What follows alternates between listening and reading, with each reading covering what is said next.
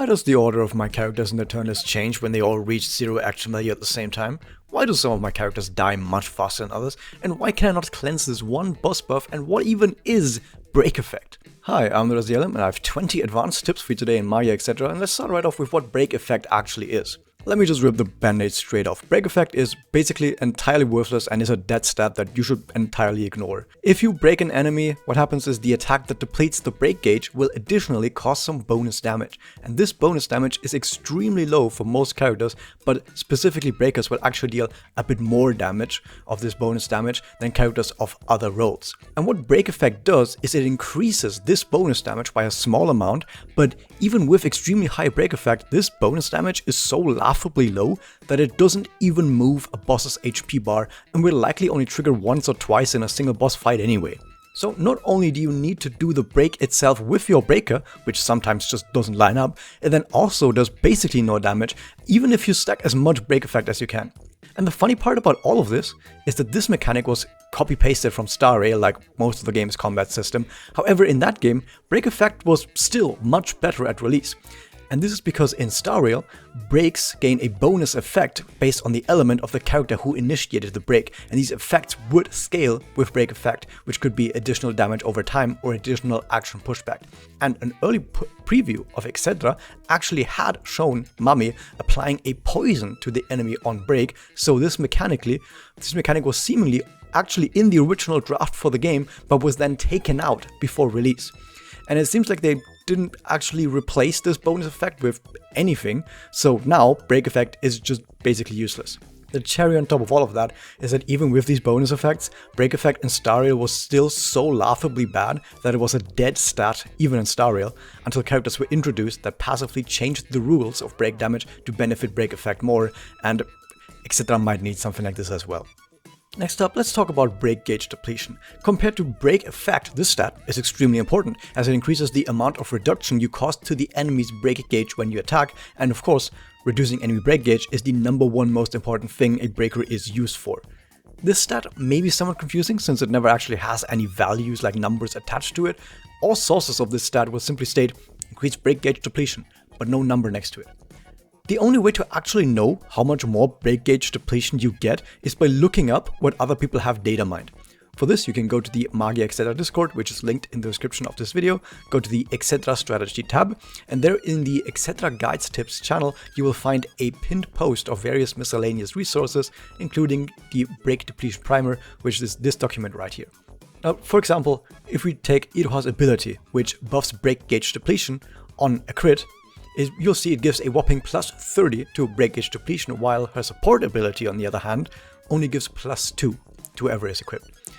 And I will be returning to the sheet later, but for now the important part to know is that break gauge depletion from multiple sources does stack additively, but sadly there are no portraits yet that have this effect.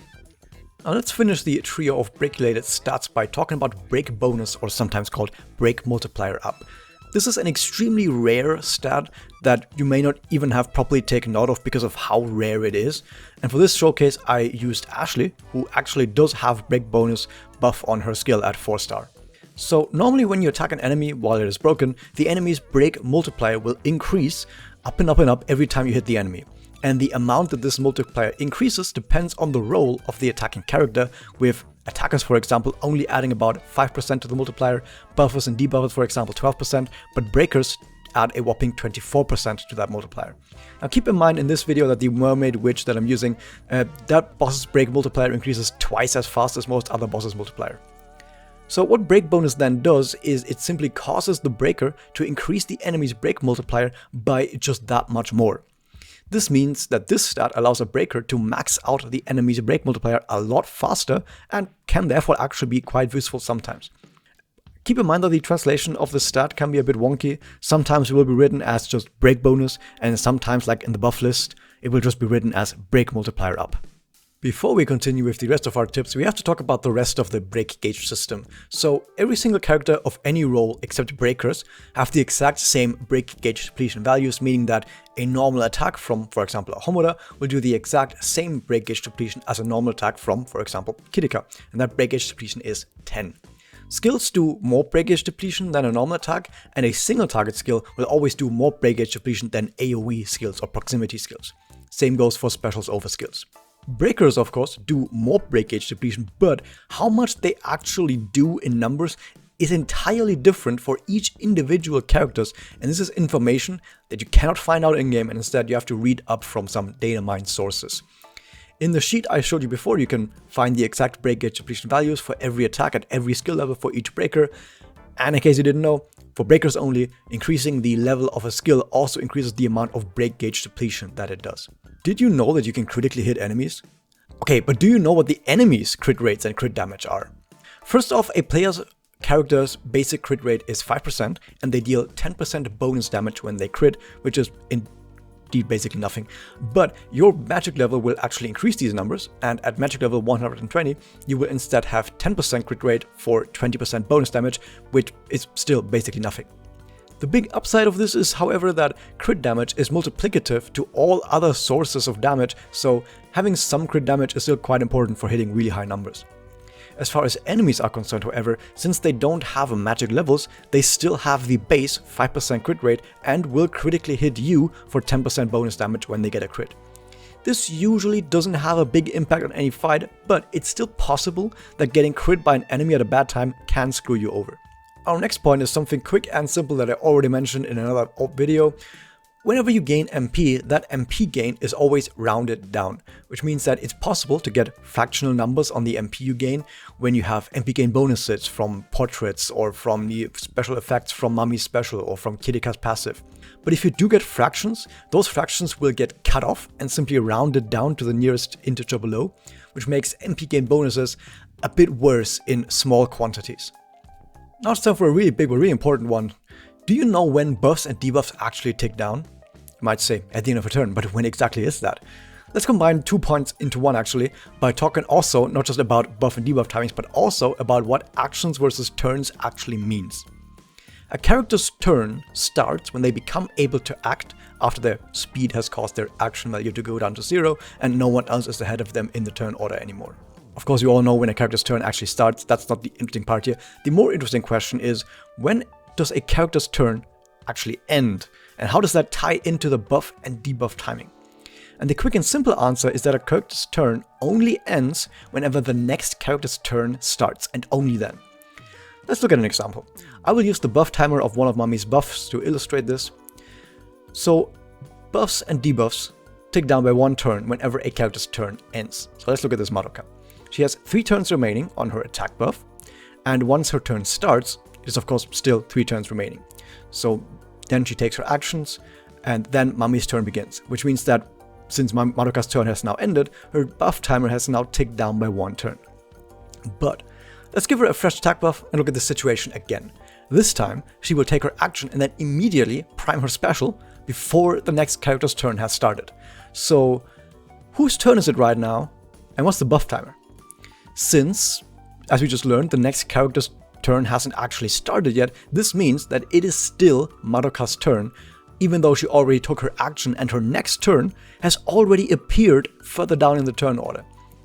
It might look like we are somehow in between turns, but we are in fact still on Madoka's turn, and only when Homoda's turn actually starts is her turn over, and then is when her attack buff ticks down. This does mean that you should also not refresh buffs during a character's turn if they already have it, from other people's special I mean. In this example, Mummy can buff a 3-turn buff to damage and MP recovery rate with her special attack that you can use at any time of course, and Madoka already has it on her for 2 more turns.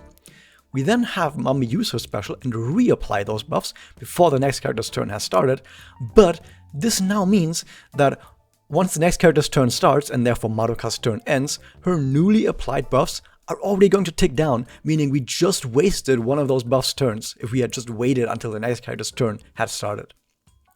Debuffs and ailments, on the other hand, tick down the exact same way as buffs, by the way, so I don't actually need to talk about this. To finish the point about turns versus actions though, we've just discovered that a character's turn only ends the moment the next character's turn starts. But what exactly are actions then? Well, an action is, as the name implies, any actions a character takes, which can be their normal attack, their skill, They're special, but could also be follow-up attacks, for example, or counter-attacks even. Now, actions are entirely separate from turns, as apart from normal attack and skill, you don't actually have to be on a character's turn for them to take an action with their special, for example, or with follow-up attacks or with counter-attacks. And some effects in this game will specifically state that they, for example, trigger at the start of a turn, or at the end of a turn, or they will trigger on action. So keep all of that in mind now that you know what the difference is between a turn and an action. So now why can't I cleanse some of the buffs in this game? Because some buffs and effects are not tied to active skills that an enemy or character uses, but instead tied to their passive abilities. The Birdcage Witch, for example, gains a stacking attack buff whenever she gets attacked, but this is a passive ability she has, which you can see in her info sheet. This buff can therefore not be cleansed by your characters. The same thing goes for your own character's passive abilities granting buffs, by the way, such as Sana's passive, which stacks a defense buff whenever she crits, which also cannot be cleansed by enemies since it comes from her passive ability. Keep in mind, oftentimes these buffs do not actually show up in the info screen as buffs, which I hope gets changed in the future and we can actually see those, maybe even with a special note that it cannot be cleansed, maybe something like that.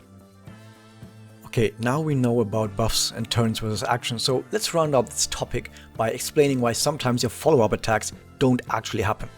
Simply put, a character can only use a follow-up attack once on anyone's turn. For example, Ren uses a follow-up attack whenever she reaches 5 magic stacks, but she can only use this follow-up attack once per anyone's turn. This means that, let's say, it's Madoka's turn right now, and then she triggers Ren's follow-up attack. Since we just learned that turns only end when the next character's turn starts, that means that until Homoda now gets her turn, since she's next in the turn order, it is still Madoka's turn. So, since Ren just used her follow-up attack, she cannot use it again until Homoda's turn starts. Even though we just put up all the magic again to get to 5 magic, her follow-up attack cannot actually happen. So despite all of these specials going off, Ren's still sitting at her maximum 5 magic stacks and you cannot make any use of them. The very moment Homoda's turn starts, however, Ren is finally able to actually use that follow-up attack since she still has those 5 magic stacks. Now, however, it means that she actually just used her follow-up attack on Homoda's turn, so she once again needs to wait until the next character's turn starts to be able to use another follow-up attack. Same thing goes for all follow-up attacks, by the way, but keep in mind that while Ren triggers her follow-up attack whenever she has maximum magic stacks, which simply persist and don't go away if you can't use her follow-up attack, other characters aren't so lucky. Homoda, for example, cannot hold on to her follow-up attack, and if you, for example, break 2 targets in a single turn, she will only be able to use a single follow-up attack and the other is lost forever. Because of this, with Homoda, for example, it can be beneficial to make sure you are spreading the breaking of enemies out over multiple of your turns so that you don't lose too many of Homoda's follow-up attacks. Same thing for similar circumstances goes for other characters, of course, as well, that have follow-up attacks. We're halfway done at this point, and if I mention at least one tip that you didn't yet know about, consider hitting that subscribe button. It goes a long way in supporting what I do. Now let's continue. Can you fight forever? No, actually. Let me tell you what a round is. Imagine there was a 6 invisible character on your team that has exactly 100 speed. And that character gets added to the turn order at the very moment that the first character in a battle takes action. From then on, that character will simply invisibly wait for their turn but actually not do anything. And every time that invisible character would get a turn is when 1 round has passed. And usually you cannot see what round you're currently on except during PvP or Chaos Mode or Score Attack where it shows up in the turn order. Now, rounds themselves don't actually mean anything and only really exist to give you more or less score at the end of a battle in PvP or in Score Attack or to complete Chaos Mode missions. There is, however, one additional hidden function that rounds have in every battle. As soon as you finish the 100th round of any battle, you will automatically lose and get a game over. And since you cannot see the round counter outside of the aforementioned modes, it is therefore impossible to know how close you actually are to timing out and losing a battle. That said, 100 rounds is an extremely long amount of time, and you would have to fight for upwards of an hour to get anywhere close to this number of rounds, which is why encountering this type of game over is extremely rare. Now for another quickie, reducing enemies' defense increases your damage by a crap ton. So does that mean you should stack as much defense reduction as you can? No, you shouldn't actually. That is because there is an upper limit to how much damage increase you can gain from reducing enemy defense. And this upper limit is reached once a character's attack is more than 16.6 times higher than the enemy's defense stat. After which reducing enemy defense has no more impact on your damage. And since there's no actual way of knowing the enemy's exact defense stat, you never really know how close to this limit you are, but from some data mined info I have seen, it does seem like you are very likely to get close to or even hit this limit if you do take 2 5-star defense debuffing debuffers like both Aren and Felicia with her special with you into a fight. So while it may seem tempting to stack defense down debuffs, you probably do not need more than 1 5-star debuffer to reduce your enemy's defense.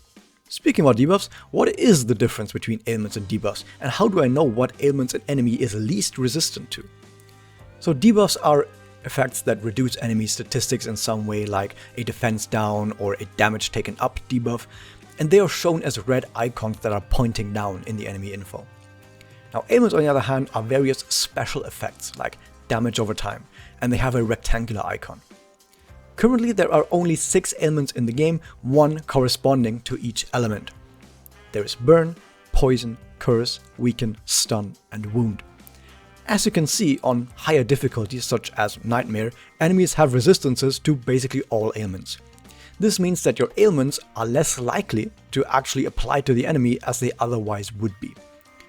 While technically you cannot know the exact resistances of each enemy without data mining of course, you can actually make an educated guess on which ailment they are least resistant to. If you check their elemental weaknesses, they are most often least resistant to the ailments that correspond to their weakness elements. In this case, this boss is Dark Weak, so with Curse being the Dark ailment, this boss is likely least resistant to Curse. Keep in mind, however, that Light corresponds to Stun, and Stun is quite a unique case where bosses usually always have a high resistance to Stun, even if they are weak to Light.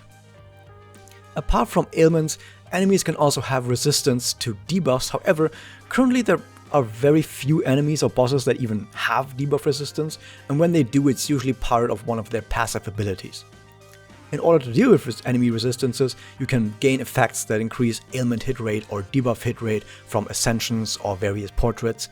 And since not many bosses have debuff resistance, most likely you will not be using a debuff hit rate portrait in most cases, but sometimes it can be useful to use an ailment hit rate portrait. Did you know that the game already knows the outcome of any action before it actually happens? For example, the moment a PvP battle starts, the game server has already calculated the entire outcome of the battle, which is why skipping it is possible in the first place. Since the battles are forced auto battles, the server can simply simulate the entire battle at once in a second, and then simply replay the actions that it simulated for you to see it. However, there is a much better argument even other than just PvP to be made for the server calculating results ahead of time, which you can see with MP gains and reductions. If, for example, you use a Pluvia Madoka special, the very moment you activate the special, you can already click on another character's special that gets the MP to fill their MP bar to prime their special, even though at the start of the animation they don't actually have that MP yet. That is because the moment Pluvia Madoka's special starts, the server has already calculated the MP gain for every character, so as far as the server is concerned, those characters do already have enough MP for their special. The same goes for when a character is about to lose MP during a boss animation from MP down effects, for example, or when they are about to die. You can tell that a character with full MP bar is about to die to a boss attack that just started if you suddenly cannot click on their MP bar anymore to activate their special right when the boss's attack animation starts, since as far as the server is concerned, they are already dead. They just don't know it yet. If you really want to mess with a boss, cancel their actions. I talked earlier about when a turn starts versus when it ends, but something that's not easily understandable from just the turn order view is that bosses that take multiple actions in a turn still only take one turn. it just looks like they take multiple turns in a row. Styrail has a different view of this to make sure that you actually see that they're only taking one turn. I don't know why they didn't copy that specific part of Styrail, by the way. It would just be easier to see in the turn order if you just showed these are actions and not turns. However, also keep in mind that a character's next turn enters the turn order the moment they take their first action. So let's say that a boss takes 2 actions per turn, starts their turn, and takes their first action. Now they have already put the next turn in the turn order, but they still have another action afterwards. So what would happen if we were to break the boss after the boss's first action, but before the second? The answer is that their second action actually gets cancelled entirely, and they will enter the maximum possible break window since you just broke them the very moment the next turn appeared in the turn order. This means that when a boss is close to breaking and they're about to take multiple actions, have your breaker or someone else hold their special back, hold onto it, wait for the boss to take their first action, and then as soon as you see the animation for their first action start, immediately hit that special button to cancel all of their following actions, as well as give yourself the maximum possible break window. Having elemental advantage is quite important to damaging a boss, but did you also know that it is extremely important for survival as well? If you are a regular viewer of this channel, you definitely know this one already, but if you aren't, this may have flown under your radar.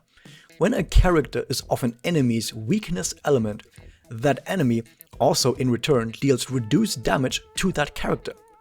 To be precise, that character takes 25% less damage than a character that is not of any of the enemy's weakness elements. Some bosses in Score Attack or Chaos mode may even deal increased bonus damage to characters that are not of their weakness element, making the difference even more pronounced. As an example, against this boss who is dark and light weak, my Iroha and Felicia take way less damage than my Tsuruno and Mami, because neither of them are light or dark element. Next up, let's talk about target priority. If you look into the game's in-game help section, you can find a section about target priority, which means which character roles are more likely to be targeted by enemies. Defenders are of course most likely to be targeted, with attackers and breakers the least likely. On top of that, there are various passive effects such as Sana's support ability or Ascension passive that makes her or her supported character more likely to be targeted. You can use this information to structure your team lineup accordingly. I usually put my defender all the way on the outside, since they might get hit by proximity attacks, and putting them on the outside means that only one other character will also get hit by that proximity attack. This other character will then be whoever among my supports is the most tanky. All the way on the other side will be my attacker, who is as far away as possible from all the other targets so that they do not eat a stray proximity attack that might target other characters. As a bonus piece of information, if you already knew all that, did you know that all this target priority does not apply to random hit attacks? Attacks such as this one from the Needle Witch throw 10 random hits at your team, but none of these hits are specifically targeted, meaning they are entirely random and do not hit defenders more often than attackers, for example. This does mean that these kinds of attacks are a lot more likely to randomly kill one of your attackers and can be quite dangerous. Another quick one, did you know that MP gain works slightly differently in PvP? Usually when a character gets hit, they get to gain 5 MP, but in PvP you will gain 10 MP when a character is under 40% after the hit, and even 15 MP if they're under 10% after they got hit. Additionally, a character will gain 10 bonus MP whenever they defeat an enemy character, and a bonus 2 MP whenever one of the damage over time ailments takes on an enemy. Since PvP battles sadly are forced auto battles, you cannot actually specifically control this information to your advantage. Sorry. I mentioned before that having elemental advantage over an enemy also helps your survival by reducing the damage that character takes, but what does it exactly do for your offenses? If you do not have elemental advantage, you're fighting an enemy that says in their info that they have resistance to that character's element, which will be the case on every single high difficulty enemy such as in Nightmare mode, that character will deal 30% less damage to that enemy. On top of that, some bosses in Score Attack or Chaos mode may take even less damage than that. On the other hand, attacking an enemy with an enemy's weakness element character will grant your attack 20% damage bonus that is multiplicative to all other damage bonus, and also lowers the enemy's break gauge by 20% more. Additionally, as also mentioned earlier, that character's ailments are more likely to hit as well if they are of the boss's weakness element. And if you do the math regarding the damage, that means that a character that strikes the enemy's weakness deals about 71% more damage than a character that instead has the damage reduced by the enemy's resistance. For our very last tip, what happens when multiple characters reach 0 action value in the turn order at the very same time? Something very funny happens. But before that, if you want to see action value, you need to go into your menu at the very top right and then check show action value. So, if multiple characters reach 0 action value at the same time, their turns will magically reorder themselves.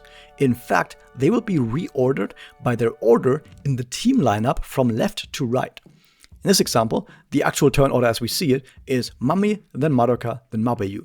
But after Muamura's skill, they all reach 0 action value at the same time. And this causes them to be reordered by their team lineup from left to right, meaning now they will take turns in order from left to right as they are on your screen, with Mabayu first, then Madoka, and then Mummy last.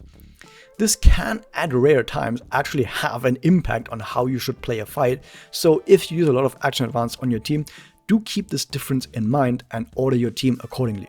And that was all 20 tips. I really hope I was able to help you in some way or another, so please consider hitting that subscribe button, ring the bell, and I'll see you guys next time.